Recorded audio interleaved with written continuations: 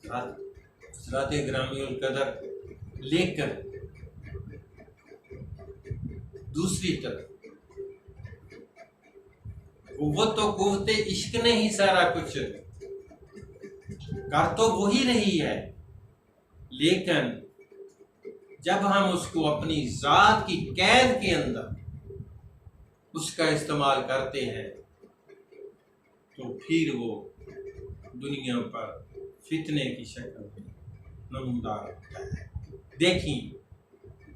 देखें ये पूरी की पूरी, अब फिल्म इंडस्ट्री को ले लें, पूरे के पूरे ड्रामों को दे लें, वो क्या कॉन्सेप्ट दे रहे हैं। शक्का सारे का सारा मजाजी कॉन्सेप्ट है।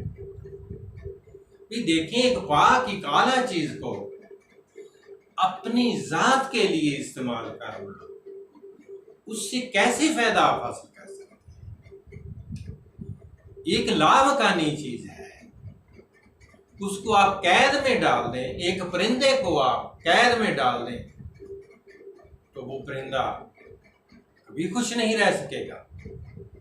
हज़रात ग्रामीउल कदर इसी तरह ये एक आला चीज जो एक थोड़े अरसे के लिए इस दुनिया में जितने दिन हमने रहना है उसका साथ हमें नसीब है, और इसमें अगर हमने अपने नफ्स को उससे सैराब कर लिया और उसने वो अपना आप भूल गया और ये सबक उसने याद कर लिया और इसी में वो फना हो गया तो उसे कभी मौत नहीं आएगी, वो जिंदा व जावेद हो जाएगा। हज़रात ग्रामीउल कदर, लेकिन दूसरी तरफ क्या हो रहा है, हर ड्रामा हर फिल्म उसमें ये कॉन्सेप्ट दिया जा रहा है नई नस्ल को कि भाई ये जो मोहब्बत है, ये जो इश्क है, किसी लड़की से करो और फिर उसको अपना गुलाम बनाओ, ये इश्क की तौहीन है।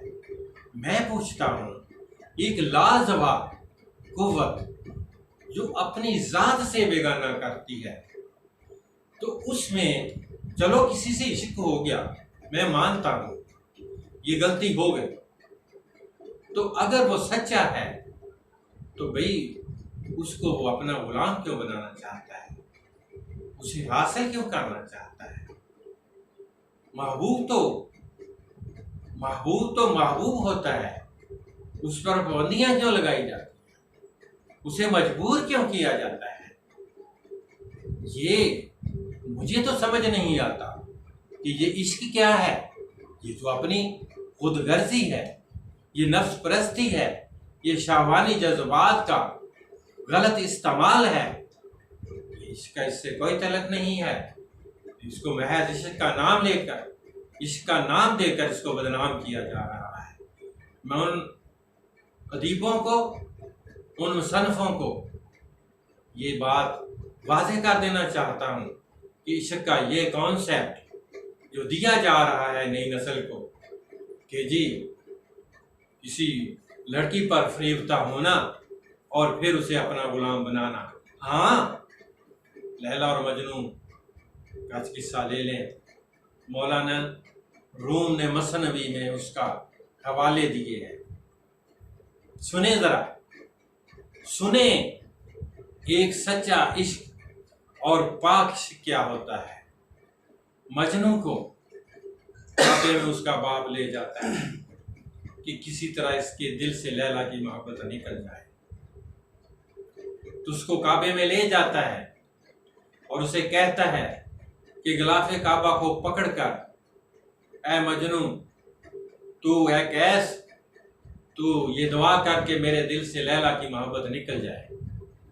तो मजनू जब काबे का गुलाब पकड़कर ये दुआ करने लगता है तो उसके मुंह से क्या दुआ निकलती है, ऐ अल्लाह मेरे दिल से लैला की मोहब्बत कभी ना निकाल।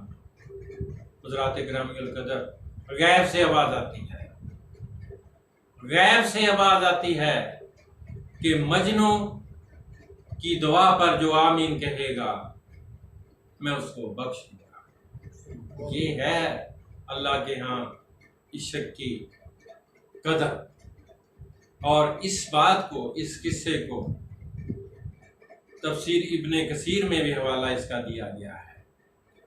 और मैं, मेरे मुर्शिद करीम ने जब ये बात मुझे सुनाई, ये मजनू की, कि मजनू की दुआ पर जब गैर से ये आवाज़ आई कि जो आमीन कहेगा उसको मैं बख्श दूंगा, तो मेरे मुर्शिद करीम ने भी आमीन कहा और मैं भी इस पर आमीन कहता हूँ।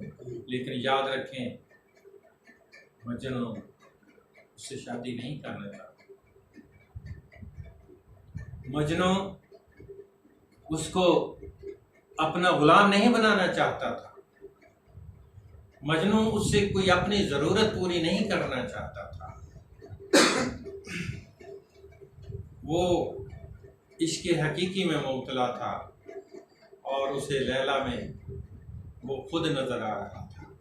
हज़रात गिरामी कदर, अब भी मैं ये समझता हूँ कि आज का नौजवान अगर किसी से मोहब्बत कर बैठा है, अगर किसी से इश्क करता है, तो भाई वो अपनी ज़ात को अलहदा रखे, अपनी नफसानी ख्वाहिशात को अलहदा रखे और अपनी जिस्मानी ख्वाहिशात को इससे अलहदा रखे।